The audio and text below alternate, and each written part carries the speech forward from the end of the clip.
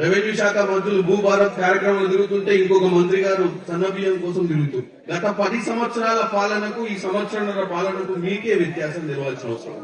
LB Nagar స్టేడియంలో ప్రమాణ స్వీకారం చేసిన 5 నిమిషాల నుంచి ఈ సంవత్సరంన్నర దాకా కూడా ఏ మంత్రి గాని ఏ ఎమ్మెల్యే గాని ఈవెన్ ముఖ్యమంత్రి గారు కూడా ఒక్క సెలవు దినం తీసుకున్నటువంటి పరిస్థితి.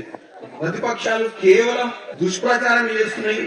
గతంలో మీరందరూ కూడా ఎంఆర్ఓ ఆఫీస్ పోయినా కలెక్టర్ ఆఫీస్ పోయినా సమస్యలు పరిష్కరించే విధంగా వాళ్ళు చేయలేదు. ఆ ప్రభుత్వానికి ఒక నినాదం ఉంటుండే, అదేంటంటే ఇంగ్లీష్ లో అది చెప్తా ఫస్ట్ సింగిల్ విండో అంటారు. సింగిల్ విండో అని వాళ్ళు పెట్టుకోరు. ఎందుకంటే ఒక కాడనే తలుపు తెరుస్తాం, గానే మాట్లాడాలి, ఏడా మాట్లాడొద్దు. అది కుటుంబ పాలన.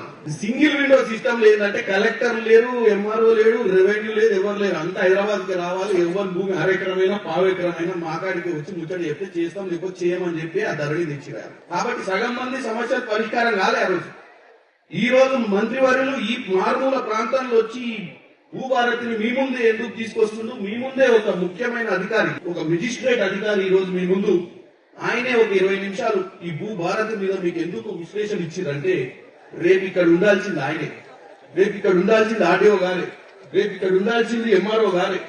వీళ్ళే మీ ఊర్లోకి వచ్చి మీ సమస్యలు పరిష్కరిస్తారు. ఇక మీరు ఊకే ఇంతకుముందు కనుక కలెక్టర్ గారు చెప్పినట్టు ఒక కోర్టు నోటీస్ వస్తే తప్ప మిగతా దేనికి స్పందించాల్సిన అవసరం లేదని చెప్పినటువంటి ప్రభుత్వం వేరు. ఈ ప్రభుత్వంలో మీరు కాగితాలు పట్టుకుని ఎంఆర్ఓ ఆర్డీఓ కలెక్టర్ ఆఫీస్ లో పోని అవసరం లేదు. మీ దగ్గరికి రెవెన్యూ చట్టంలో ఉన్నటువంటి అధికారులు వస్తారు, మీ సమస్యలను పరిష్కరించే దిశగా ముందుకు పోతారని చెప్పకనే చెప్పారు మన